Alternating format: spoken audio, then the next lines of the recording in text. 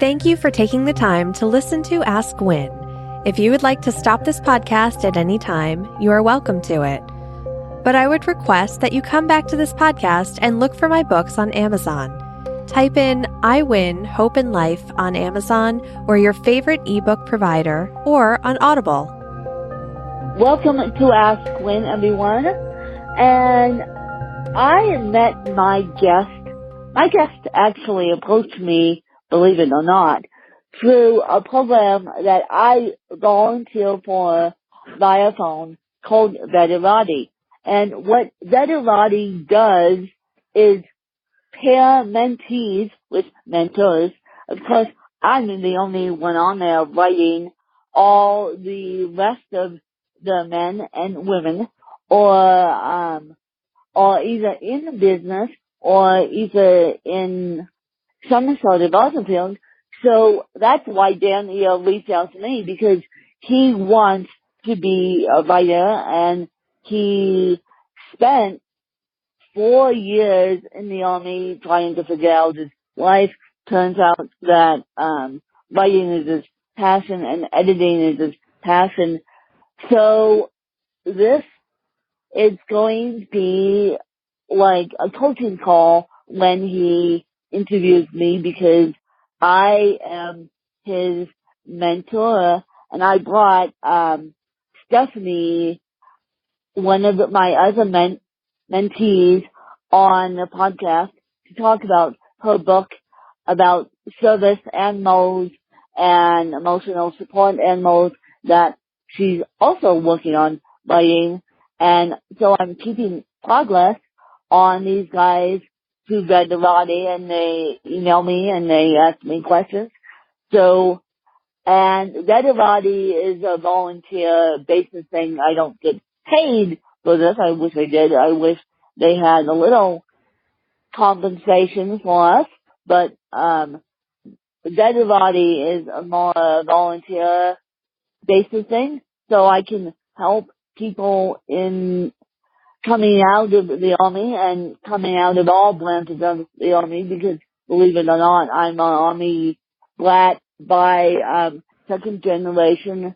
My grandfather fought the beaches of Anfield, so I know how hard it is for veterans to come back into civilian life. I have a dear friend who fought in Vietnam, and yeah, so I know how difficult it is for veterans to come back into civilian life. So I'm here to help Daniel and all the veterans the best I can with career life on writing. So without further ado, I'm going to let Daniel take it away. Good morning, guys. My name is Daniel Vu, and just to say a correction, I am actually a United States Marine, not in the United States Army, and I served from 4 years from 2014 to 2018. I went to the Middle East, deployed to the Middle East in support of Operation Inherent Resolve, and was also deployed to Vietnam as part of a recovery team, as I was a Vietnamese linguist. So you were deployed to Vietnam. You didn't tell me that this is the first I've known about this, as a recovery team, and all those guys got affected by Agent Orange, quite frankly. And for those of you that don't know what Agent Orange is a chemical that they use in Vietnam.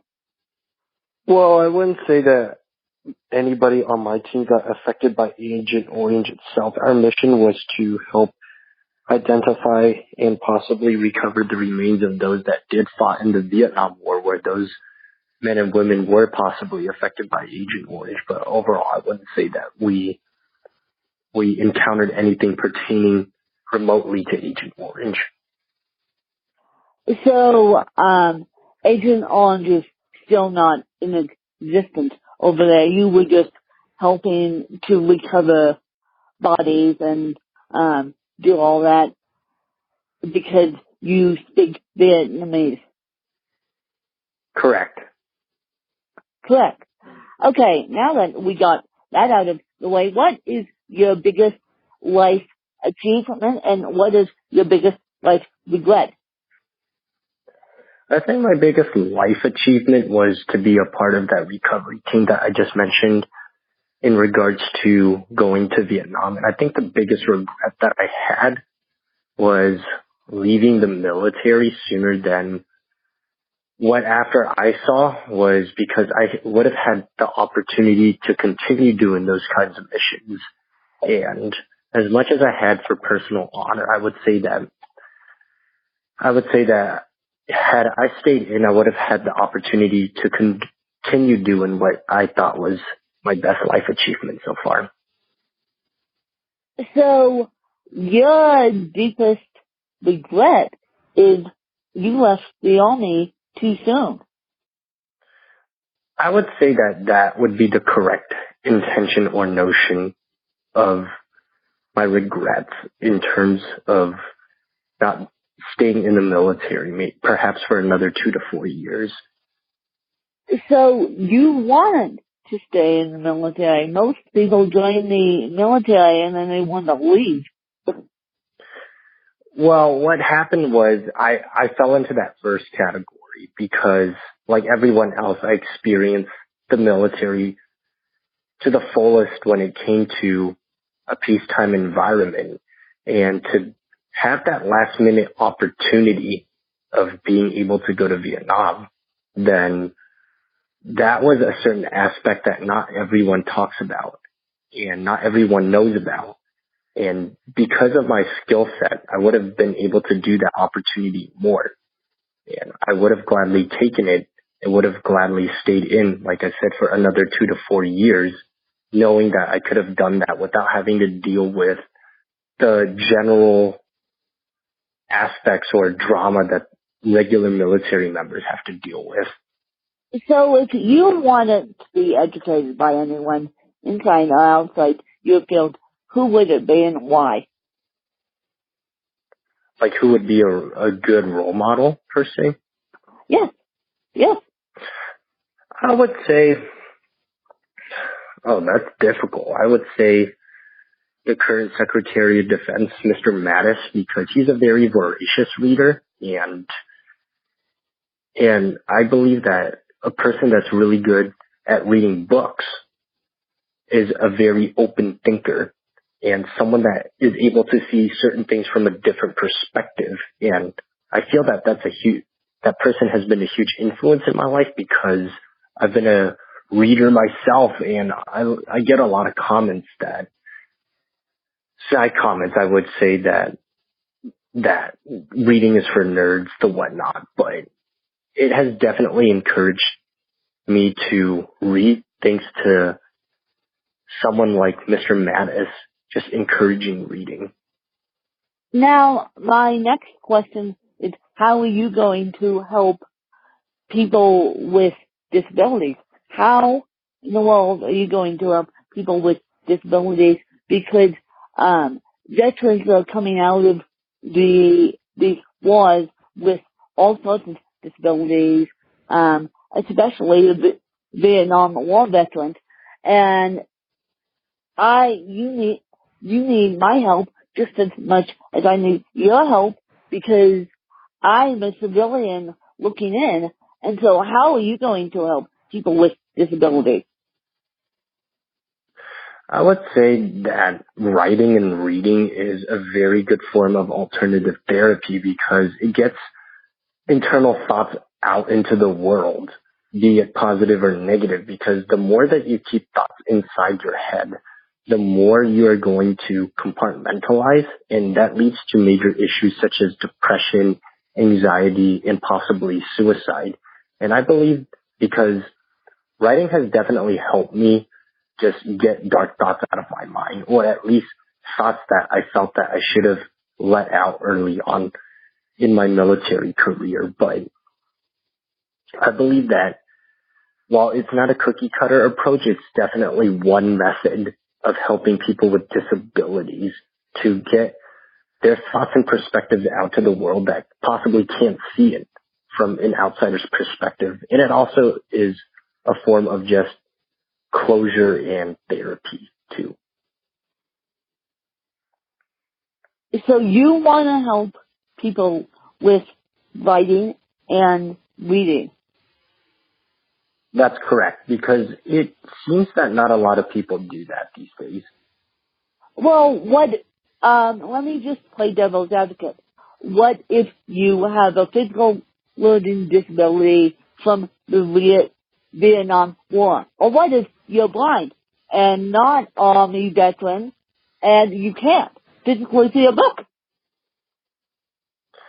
Braille is a way of reading for blind people in a sense where they use their fingers to use it to feel over the language. And there's plenty of ways that people could get their hands on a Braille version of a book. And also they could get others such as assistants to write out their thoughts. When they can't see the paper themselves, then they could definitely get an assistant or someone that's willing to write on their behalf. Well, assistants are a dime a dozen. So how would you recommend that people find the physical assistants to help them write? I know about speech dictation, but having a person help you do it, people want to get paid. Well, aside from networking and finding the right people or going into programs such as Veterati, then those are some of the best ways to find those that have that that possibly have that capability. Otherwise, I would not know of any other alternative forms to find someone that's possibly good at doing virtual assistance or just basic assistance on the side of a person that has a disability. So are you willing to volunteer your time to do it? I mean, you're the one that mentioned it I was thinking more of the lines of speech dictation, but you're the one that mentioned it, and are you willing to volunteer your time to do this for people who may not have access to speech dictation or may not have access to Braille, because a lot of the disabled lives in these poor communities and they don't have access to their Braille community, or they don't have access to good internet. I would be absolutely willing to donate my time to help that out, granted that they also have a similar commitment, just like how you and I are doing in terms of writing. And I would say that it would also take it in the form of not just personal assistance on like a one-person level, but it could be done in an organization with other writers and veterans that are willing to help each other too.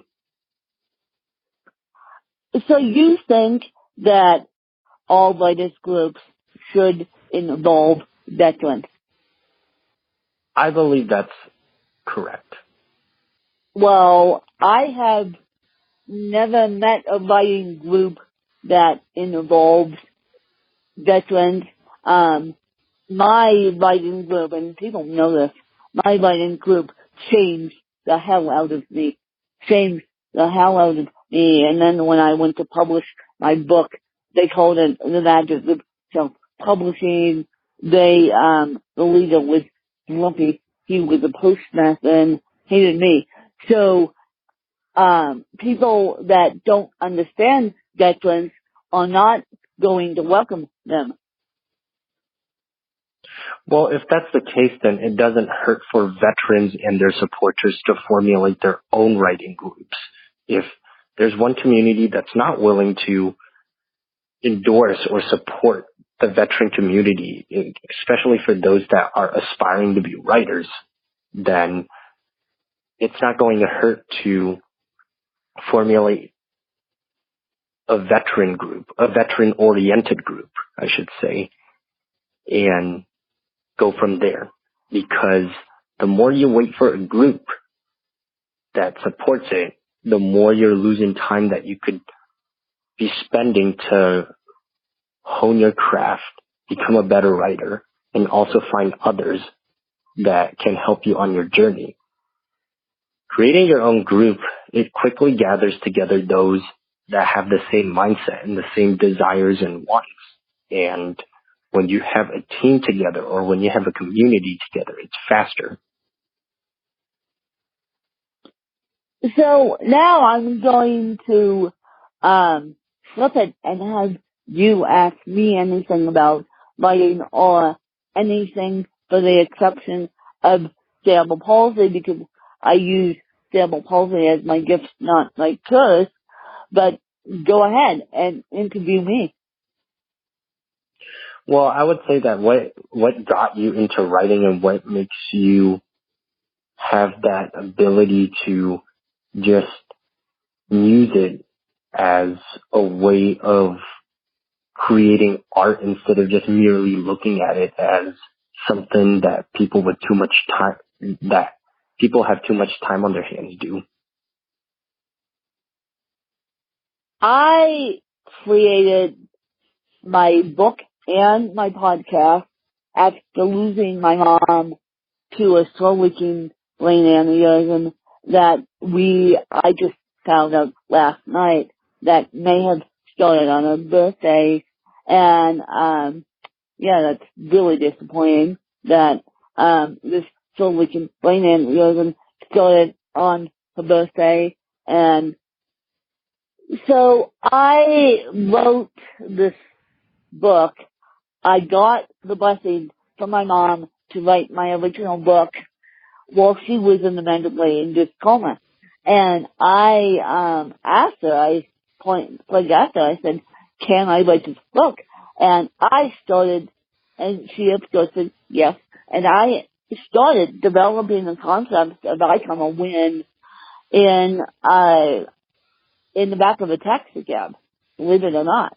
And so that's how I started this podcast when the book went out into the wild. People started asking me, how do you deal with cerebral palsy gracefully? And that's why I started this podcast. Well, you have to say that writing and also creating the podcast was a form of therapy that helped you deal with cerebral palsy. No. It was more of writing the book was more to help me with my grief than cerebral palsy. Nope. So in a way, it was therapeutic in a sense for you to write it to form some sort of personal closure, correct? Yes. And they have done studies on this. They have done studies when you're grieving, write in a journal. When you're grieving, do something to get your grief out. Just weep. Or write your private thoughts in the journal. They have done studies that writing during those grief times can help you. Oh, definitely. I would definitely feel the same way, as it helps deal with grief. And like you, I've also written in many ways instead of just resorting to alcoholism and letting it get to my head by just getting it out. Would you have to say that in doing so, it also helped to inspire others that possibly read your writings and said that without your writing, they would have been in a very different place? Even though my book is a memoir, it's considered self-help. I see. Yeah, I think those are some of the only questions I have for you so far in terms of interviewing you in this process. Well, you guys, you can follow along with Daniel's journey. I will keep you updated on Daniel's journey as we work through this process of him becoming a buyer and him becoming an editor. And if you guys want to reach out to me on Vedavati, you're more than welcome to it. And we'll have Danielle's information in the show notes. And thank you, Danielle, for coming on and doing your first interview. And then we'll make things work. And I'm going to be Danielle's mentor as long as he allows me to do it. And Vedavati is actually a wonderful program. And if you guys want to reach out to any of the candidates, you're more than welcome to it. You have to be a veteran. It's not open to the public. The mentee side is open to the public, but you do have to have a LinkedIn profile. That's the only way to get you in. I'm happy to have a LinkedIn profile so I can join Vedavati as a mentee, but I just want to help the veterans and figure it out.